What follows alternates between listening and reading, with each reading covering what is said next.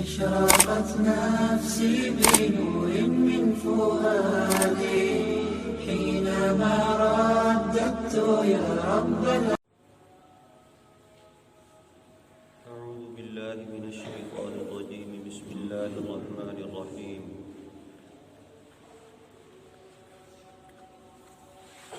فلولا كانت قرية آمنت فنفعها إيمانها إلا قوم يونس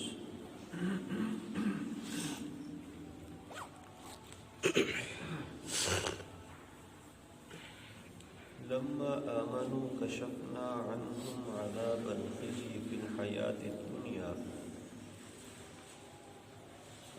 ومتعناهم إلى حين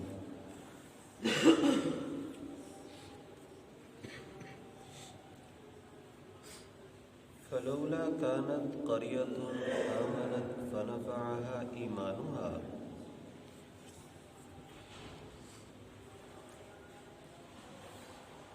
بھلا کوئی بستی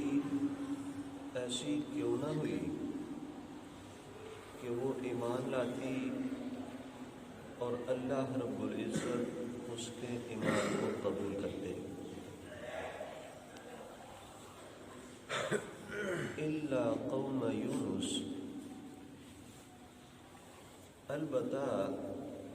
یونس علیہ السلام کی قوم کے لوگ ایسے تھے لما آمنوا کشفنا عنہم العذاب الخزي کہ جب وہ ایمان لائے تو ہم نے دنیاوی زندگی میں رسوائی کا عذاب ان سے چھین لیا وَمَتَّعْنَاهُمْ إِلَىٰ حِينٍ اور ان کو ایک عرصے تک زندگی کا لطف اٹھانے دیا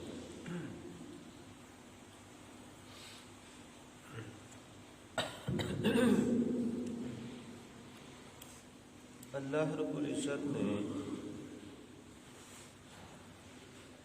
گزشتہ آیات میں حضرت موسیٰ علیہ السلام ان کی قوم بنی اسرائیل اور فرعون کا تذکرہ کیا تھا، لیکن اس سے پہلے اللہ رب العزت نے یہ بات ارشاد فرمائی تھی آپ صلی اللہ علیہ وسلم کو مخاطب کر کے ثم بعثنا من بعده رسلا الى قومهم فجاءوهم بالبينات کہ اے میرے حبیب ہم نے مختلف رسولوں کو بھیجا اپنی قوموں کے پاس واضح احکامات لے کر، لیکن ان اقوام نے اپنے اپنے وقت کے نبی کی بات کو جھٹلایا۔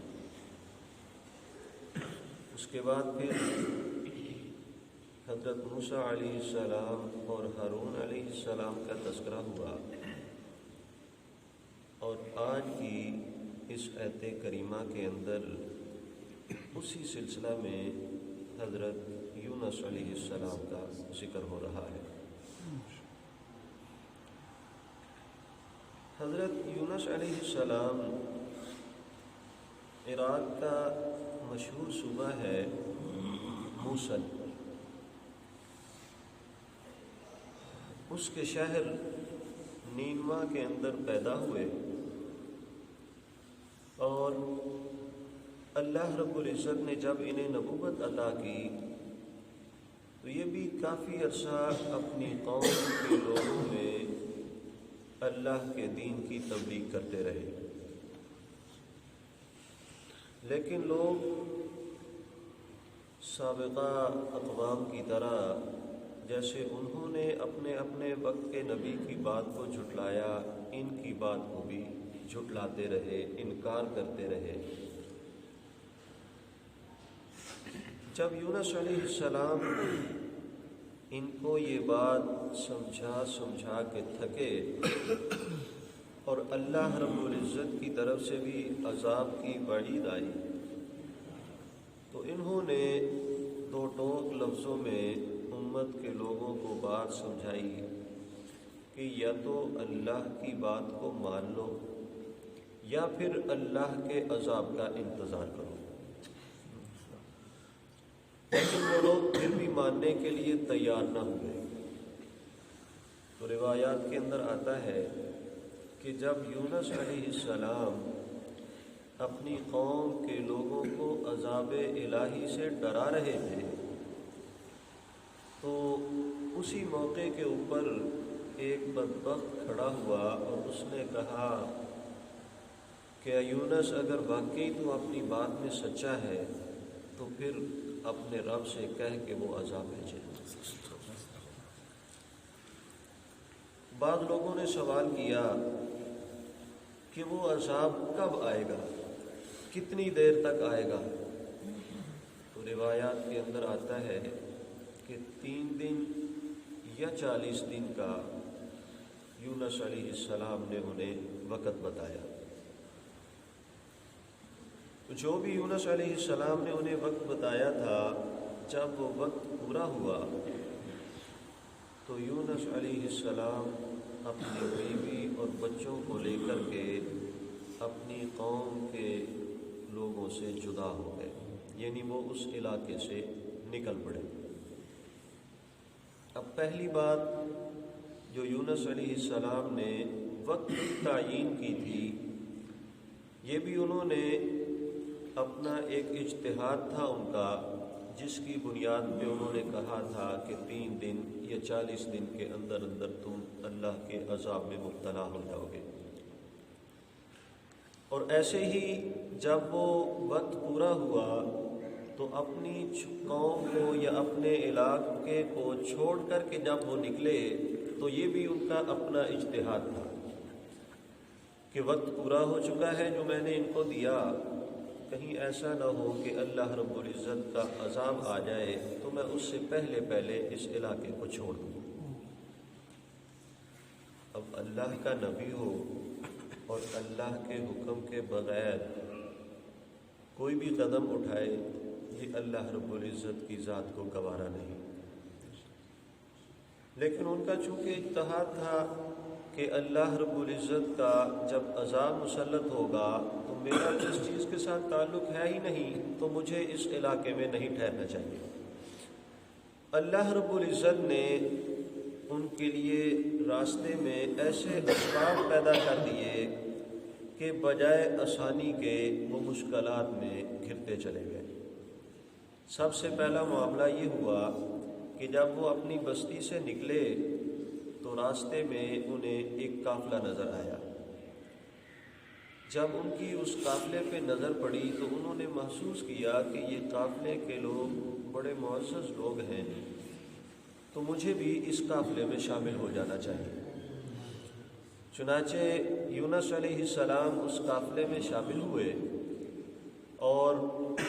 انہوں نے ان سے اپنا تعارف پوچھا تو انہوں نے بتایا کہ میں اللہ کا نبی یونس ہوں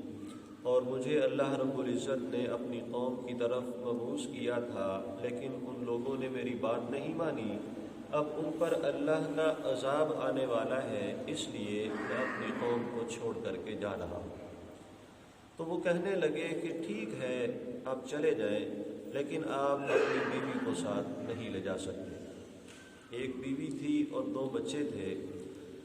تو وہ جو قافلے والے لوگ تھے انہوں نے یونس علیہ السلام کی بیوی کو ان سے چھین لیا۔ انہوں نے کافی ان کے ساتھ بات چیت کی، منت سماجت کی، لیکن انہوں نے کہا کہ نہیں، آپ جا سکتے ہیں، آپ کی بیوی آپ کے ساتھ نہیں جا سکتی۔ یہ اللہ کا حکم تھا۔ تو بیوی ان سے جدا کر دی گئی۔ اب جب تھوڑا سا آگے چلے، سفر کیا، تو آگے ان کو ایک نہر نظر آئی جس کا بہت زیادہ تیزی کے ساتھ پانی چل رہا تھا۔ بعض روایات کے اندر آتا ہے کہ جب وہ اس نہر سے گزرنے لگے تو انہوں نے یہ سوچا کہ ایک بچے کو پہلے میں اٹھا لیتا ہوں، اس کو نہر عبور کرواتا ہوں، اسے نہر کی دوسری طرف بٹھاؤں گا اور بعد میں دوبارہ دوسرے بچے کو لے جاؤں گا۔ چونکہ ایک بچے کی عمر روایات کے مطابق 10 سال بتائی جاتی ہے اور دوسرے بچے کی عمر 7 سال بتائی جاتی ہے۔ مفسرین نے لکھا ہے کہ جب وہ اپنے ایک بچے کو اٹھا کر کے نہر کے اندر چلے گئے، اس کے درمیان تک پہنچے تو اچانک پیچھے جب دوسرے بچے پہ ان کی نظر پڑی تو کیا دیکھتے ہیں کہ اس بچے کو بھیڑیا اٹھا کر کے لے جا رہا ہے۔ اب جیسے ہی انہوں نے اپنے اس پیچھے بیٹھے ہوئے بچے کو بھیڑیے کے منہ میں دیکھا تو ان کے اوپر ایک لرزہ سا طاری ہوا اور جو بچہ انہوں نے اٹھایا ہوا تھا وہ نہر میں گر گیا۔ اب جو بچہ پاس تھا وہ بھی ہاتھ میں نہ رہا اور جو پیچھے بٹھا کر کے آئے تھے اسے بھی بھیڑیا اٹھا کر کے لے گیا۔ یہ بھاگے باہر نکلے، دونوں بچوں کو تلاش کیا لیکن دونوں میں سے کوئی ایک بھی ہاتھ نہ آیا۔ انہیں تلاش کرتے کرتے یہ نہر فرات یا دجلہ کے کنارے جا پہنچے۔ وہاں سے پھر انہوں نے کشتی کا سفر شروع کیا۔ اس کے متعلق بھی 2 رائے ہیں مفسرین کی کہ ایک تو یہ رائے ہے کہ جب یہ کشتی میں سوار ہوئے، کشتی چلی تو سواریوں کی تعداد کی زیادتی کی وجہ سے کشتی ڈولنے لگی، اور دوسری روایت یہ ہے کہ سواریوں کی تعداد تو زیادہ نہیں تھی لیکن جب کشتی ڈولنے لگی تو ملاح کہنے لگا کہ میرا یہ تجربہ ہے کہ جب کوئی غلام اپنے آقا سے بھاگتا ہے تو کشتی کی یہ کیفیت ہو جاتی ہے۔ یونس علیہ السلام کو بات سمجھ میں آ گئی اور روایات کے اندر آتا ہے کہ وہ کہنے لگے کہ میں ہی وہ غلام ہوں جو اپنے آقا سے اس کی مرضی کے بغیر بھاگ آیا ہوں۔ لیکن وہ روایات کے اندر آتا ہے کہ کشتی کا ملاح آپ کی بات ماننے کے لیے تیار نہیں تھا کہ اتنا وجیح چہرہ، اتنا خوبصورت اور نورانی چہرہ کسی غلام کا نہیں ہو سکتا۔ تو بہرحال جو بھی حالات تھے، جیسے بھی ہوا، انہیں پانی کی نظر کر دیا گیا۔ اللہ رب العزت نے ان کی حفاظت کا انتظام فرمایا اور مچھلی کو حکم دیا کہ میرا پیغمبر تیرے پیٹ میں آ رہا ہے، تو نے اسے نگلنا نہیں بلکہ اس کے لیے قید خانہ بن جانا ہے۔ اب جب یونس علیہ السلام مچھلی کے پیٹ میں گئے تو جمہور مفسرین کی رائے یہ ہے کہ وہ 40 دن تک مچھلی کے پیٹ میں رہے۔ مختلف روایات ہیں لیکن جو مشہور قول ہے وہ یہی ہے کہ وہ 40 دن تک مچھلی کے پیٹ میں رہے۔ اب وہاں پہ اللہ رب العزت نے انہیں کچھ خاص کلمات سکھائے۔ آپ صلی اللہ علیہ وسلم کی روایت ہے، حضرت سعد بن وقاص رضی اللہ تعالیٰ عنہ وہ فرماتے ہیں کہ جناب نبی کریم صلی اللہ علیہ وسلم نے ارشاد فرمایا کہ اللہ رب العزت کا ایک خاص نام ہے، جب اسے اس کے اس نام کے ساتھ پکارا جائے تو اللہ رب العزت پکارنے والے کی پکار کو ضرور سنتے ہیں، اور وہ نام ایسا ہے کہ اسی نام کے ذریعے حضرت یونس علیہ السلام نے اللہ کو پکارا اور اللہ رب العزت نے انہیں مچھلی کے پیٹ سے نجات دی۔ تو حضرت سعد رضی اللہ تعالیٰ عنہ کہتے ہیں کہ میں نے عرض کیا یا رسول اللہ صلی اللہ علیہ وسلم، کیا وہ الفاظ صرف یونس علیہ السلام کے ساتھ ہی خاص تھے یا کوئی اور بھی ان سے اللہ رب العزت کو پکار سکتا ہے؟ تو اللہ کے نبی صلی اللہ علیہ وسلم نے ارشاد فرمایا کہ وہ الفاظ تو یونس علیہ السلام کے ساتھ خاص ہیں کہ سب سے پہلے انہی نے ان الفاظ کے ساتھ اللہ رب العزت کو پکارا، لیکن کیا تم نے اللہ رب العزت کا وہ فرمان نہیں سنا؟ اور پھر اس کے بعد یہ آیت کریمہ پڑھی کہ وَظَنُّونِ إِذْ ذَهَبَ مُغَاضِبًا فَظَنَّ أَن لَّن نَّقْدِرَ عَلَيْهِ فَنَادَىٰ فِي الظُّلُمَاتِ أَن لَّا إِلَٰهَ إِلَّا أَنتَ سُبْحَانَكَ إِنِّي كُنتُ مِنَ الظَّالِمِينَ فَاسْتَجَبْنَا لَهُ وَنَجَّيْنَاهُ مِنَ الْغَمِّ وَكَذَٰلِكَ نُنجِّي الْمُؤْمِنِينَ کہ یہ الفاظ تو یونس علیہ السلام کے ہیں، لیکن اگر ان الفاظ کے ساتھ کوئی اور مومن بندہ بھی اللہ کو پکارتا ہے تو اللہ اس کی پکار کو سنتے ہیں۔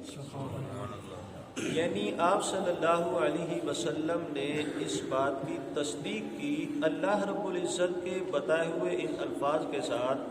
کہ اگر یہ آیت جو کہ آیت کریمہ کے نام سے مشہور ہے،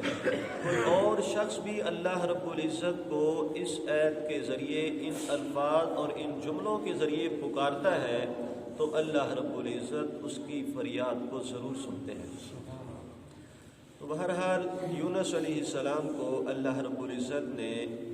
اس آزمائش اور امتحان سے نجات دی اور مچھلی نے انہیں باہر ساحل پہ پھینکا۔ پھر وہاں سے وہ مختلف حالات سے گزرتے ہوئے چل پڑے۔ جیسے ہی اٹھے چلے تو سامنے انہیں ایک قافلہ آتا دکھائی دیا۔ جیسے ہی اس قافلے پہ ان کی نظر پڑی تو انہیں اپنا بچہ اس قافلے میں نظر آیا، تو وہ فوراً بھاگ کر کے اس قافلے والوں کے پاس پہنچے اور انہیں کہنے لگے کہ یہ میرا بیٹا ہے۔ تو قافلے والوں نے بتایا کہ ہاں واقعی ہم نے اس بچے کو پانی کے اندر تیرتے ہوئے دیکھا اور اسے ہم نے باہر نکال لیا۔ اپنے بیٹے کو لیا، بڑے خوش ہوئے، تھوڑے آگے بڑھے، بلکہ انہی سے پوچھا کہ میرا ایک اور بیٹا بھی ایسے گم ہوا ہے، بھیڑیا اسے اٹھا کر کے لے گیا ہے۔